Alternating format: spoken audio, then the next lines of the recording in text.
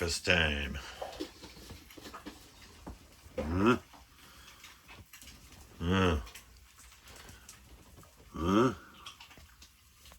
All right, day 2. We're out on our beach mining site. This is Andy with Papa Rock Z channel. He's been out with us before, and he came up here to see for himself what all the gold rush talk was all about. Let me show you what those monster waves last night did to my area. Well, it saved my pile. It didn't get up quite that high, so we still got, I'd say there's probably maybe 15 to 20 gallons there yet. But them waves came all the way up and smashed into the bank just below that pile. This is all different. None of these rocks were here. And some of that deposit that was down in here is covered up with blonde sand and rocks. But that good stuff back in there is still there, so we're gonna run that today too.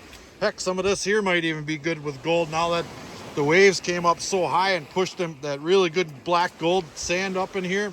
So we're gonna get set up right now and we'll do some testing while we're running. Thanks for coming along, Andy. You bet. Glad to be here. Let's get to work.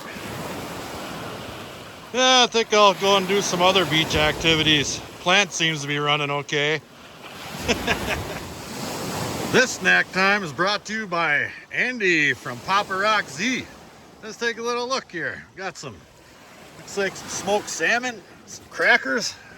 What do you think of that, Rick Bone? You want some of that? Oh, is that ever good? There you go, buddy. He needs that. He's a hard-working miner. All right, it's cleanup time. I got a little over 5 gallons probably run now, and I'm seeing some pretty good gold in there, so I'm gonna turn off my speed controller here. Nope, that's the other way. That's the other off. That's on.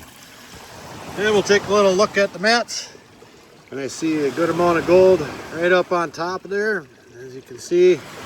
And down in this first one here, I know that goes all the way across. You can see gold.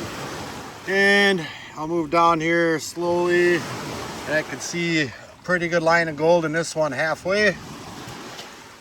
And I don't see much gold down here at all, but I didn't leave it run for too darn long.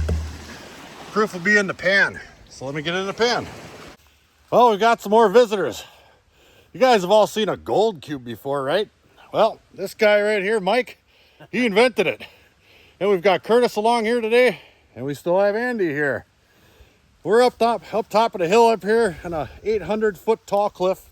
We're gonna help these guys get their gold cube gear down there. So we'll pick it back up 850,002 feet down. Now, for those of you guys who don't know, Mike Pung, the inventor of the gold cube, he also invented a method of testing black sand and other types of sand. It's called the 3-finger pinch. Now, I'm not talking the Vulcan nerve pinch. He's not Mr. Spock. I'm talking the 3-finger pinch. It's a unit of measurement out in the field amongst miners, which tells you how much gold is in a given amount of material that you can get in a 3-finger pinch. And you multiply that by 10, and that's basically what you could probably expect in your pan. And that's what you could probably expect to be throwing in your system. So thanks, Mike, for the 3-finger pinch. And you, Mr. Spock. Now out here on the beach, you have to use a recirculating system. I run mine into a 5-gallon pail, and all the sand collects in the pail, and when it gets about half full, I dump it out. That way it keeps most of the sand out of my water tub that I draw water with. You know, I can get away with probably 4 or 5-gallon pails before I have to change this water out. Let's take a look at Mike and Curtis's system over here. They have a 2-tub system right here where they run their machine, their gold cube right there, which by the way is the best beach gold catching unit on the planet, into one tub, and they draw water from another tub. They can run this thing for, how long do you figure, Mike? Oh, until at least Easter. Easter, which is how long it's going to take us to crawl out of here. Dun, dun, dun, dun, dun. That's right. More dirt, more gold. Yeah. That's no sorry. You really did that well. You're all rich. We're all rich. We just gotta get it out of the ground. I tell you.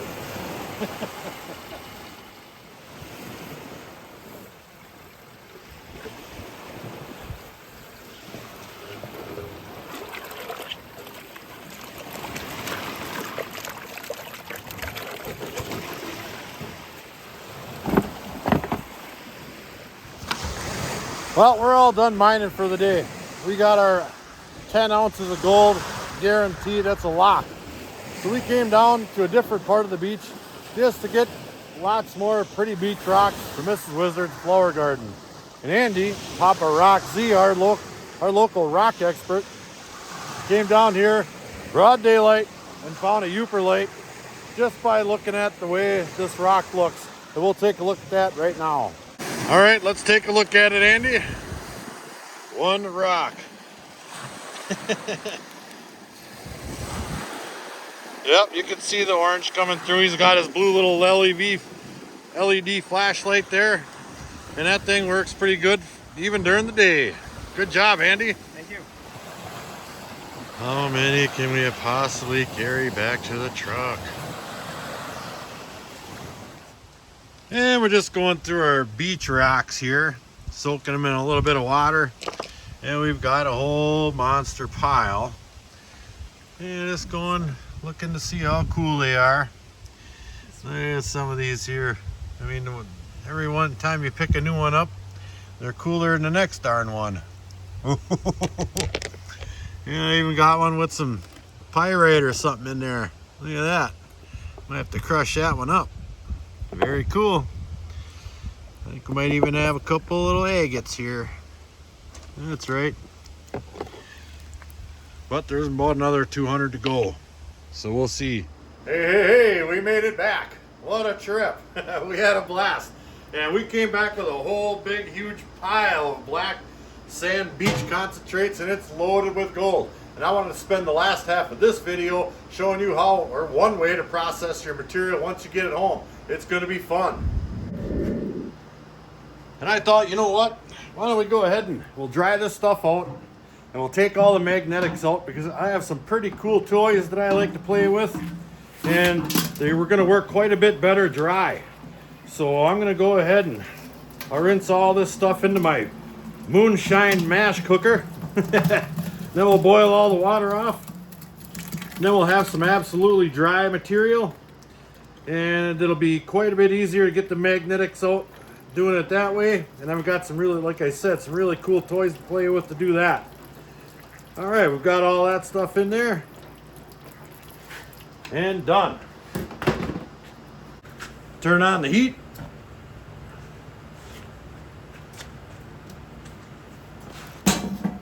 And let her cook.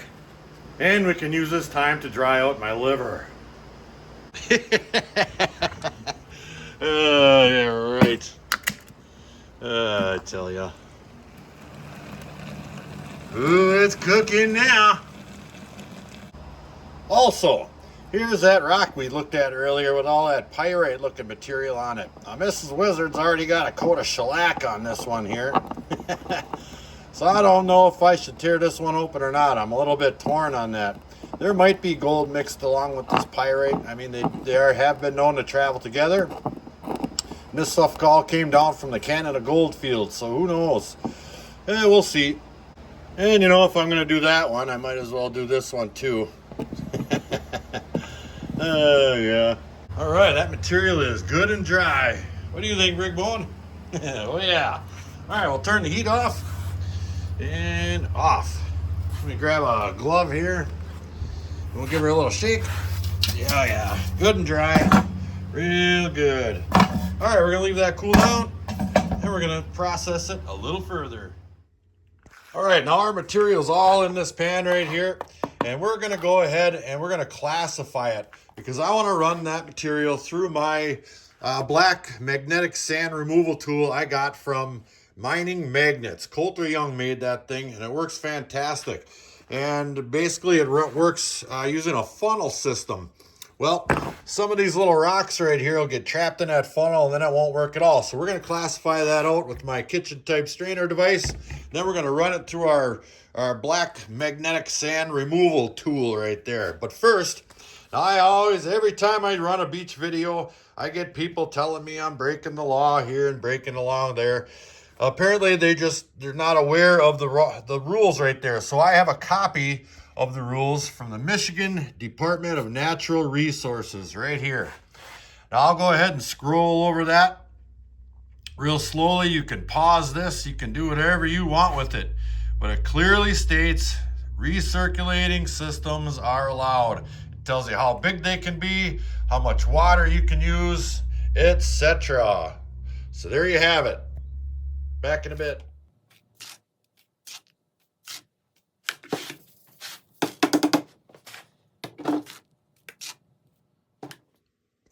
Now that we have all the larger material taken out of this stuff, we'll be able to run it through our black magnetic sand separator. And there are a few magnetics in there just like that. Not a whole lot, but you can kind of get a gist of where that black sand on the beach is coming from. Well, it's this stuff right here. Over the eons and eons, this stuff is getting ground down into a fine powder. And there it is. All right, let me get this baby hooked up to a little electricity and we'll begin. All right, let's get this baby put together. Now this here piece, that has the magnet inside of there, and that's connected to a small little motor inside of here.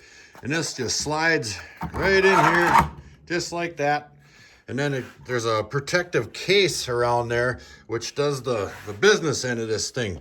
So we'll go ahead and we'll plug this in via my little speed controller right here. One for the motor right here, and one for some really cool LED lights he has on there. I might have to use two hands.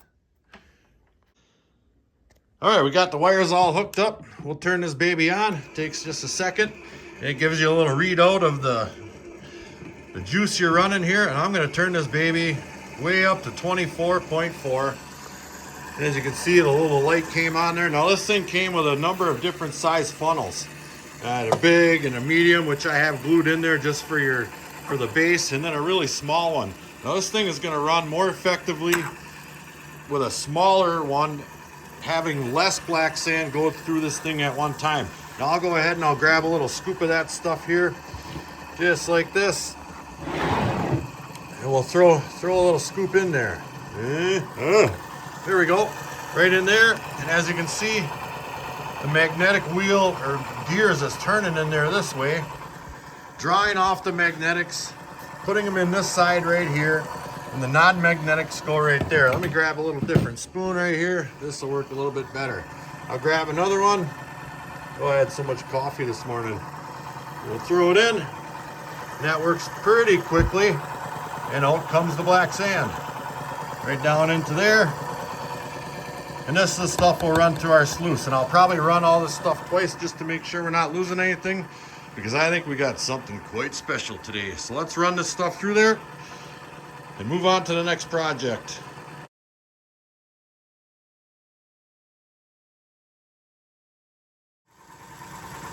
All right, it's all run. We'll shut the machine down. Here we are. And we'll back that out of there. And this is the amount of magnetics we got. Not a whole lot, but still worth getting out if you're going to run it through a sluice. It's just less heavy material you got to go through to get to your gold. And that is the non-magnetic material. I don't know what the ratio to that would be. There might be 2 tablespoons of black magnetics in here, and there's about 1.5 quarts of non-magnetics in there, and that's where my gold's going to be. I'll have to scrape some of this up. I shook it around a little bit, but we'll get that. Let's get our sluice set up and we'll get running. All right, now that we have all our material in our container, I went ahead and I added a little bit of water to it, because you never want to run dry material, especially when you're cleaning up through a cleanup sluice or anything for that matter. I have some jet dry. I'm going to put it right in my water tub right here, because this stuff will float like crazy. And we don't want that. We worked awful hard to get it. So I'm going to grab a spoon and we'll start feeding our sluice.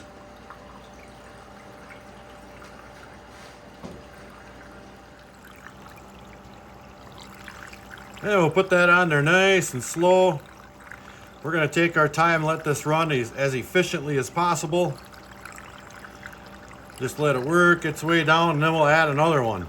Now I could typically feed this stuff on there really fairly quickly, But I have nothing else going on today. All right, let's run this through there. Maybe we'll run half of it, see how it looks. And we'll run the other half. I already see some pretty nice gold. There's a nice flake right there. I'll show you before I turn the camera off. Let me grab this sucker here. Okay. Is that the one? Right there. That's a pretty nice looking piece. Bet you I could turn the water down on this. Yeah, look at the gold showing up in there already. That was only a couple little scoops. Very cool. Let me get that back into one. I'm getting dizzy. All right, let's get busy. Well, we are running away, and we're doing quite well. I just got some awesome mail before I left for this trip, and I just had to go ahead and show you this stuff. It's really cool. Now you can see we hardly have any of that stuff ran yet. Not even a quarter. And the gold on this thing, I can turn that down, is nothing short of stellar. Absolutely stellar. No, I don't even think we're a fifth of the way done yet. And these things are just absolutely packed with gold. So I'll turn that back up. And here's that mail I was talking about right here. Now I got this from Creed over at Nine Finger Mining. He has a YouTube channel up in Alaska. And he also has a little side business, D&D engraving. And he sent me all this cool stuff here. Now, you must have got this from a gift shop or something. It's a really cool Alaska souvenir coin. And he printed me up some vials here. Well, that one's printed on the inside, so when you got your gold in there, you can see my channel name in there. Really cool. And the outside of that one, and these are Yooperlights. He engraved these Yooperlights with FGW on there. I don't know how he did that, but that is cool. And he also made me some stickers because I do a whole lot of driving and I don't care for left lane squatters. So I got one of those on my truck, plus a few spares just in case. And he engraved this bad boy right here. Nice little wood plaque. Very cool. Thank you so much, Creed. That is awesome. And he made this little, I don't know, shiny hippies type t-shirt looking little plaque here at Flourgoldwizards and an Alaska flag. That baby is going up on the wall ASAP. Thank you, Creed, very much. Finally done. Like I said, I was going to take my time to make sure we got the most out of, well, what we got. I'll go ahead and I'll turn this water down or off. And it is really, really looking good. Let me turn that off. And those things are loaded with gold. Now underneath these little piles right here, on the bottom, that is loaded with gold all the way to that back side. And that gold comes down, down, down, gets a little bit less, until you get down to the bottom here, and there's only a couple of pieces that I can see. So we are doing quite well. Let's get this stuff in a pan, and we'll see what it looks like. Now this little system here, it's sitting up quite a bit higher than my pail. So all I gotta do is grab it, stick it in the pail, and gravity is gonna siphon the water out of there. And I'll just shake this baby out into a pail, give it a couple of taps, just like that. And we are good to go. All we gotta do is pan it out. I'll lift it up, the water quits running, back in my tub. Let's get that into this pan right here. Just like that. Splash her out.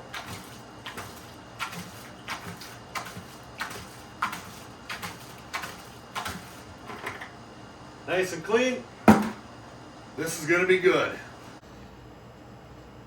And here's what we're left with. It's roughly a tablespoon and a half or so of black sand out of that little sluice. And while I was pushing all this stuff down into the corner of the pan, I noticed exactly how much gold was in there. So I'll just quickly take this, flatten this out, and I'm gonna run my finger over this.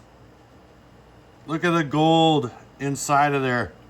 It is so full of gold underneath there.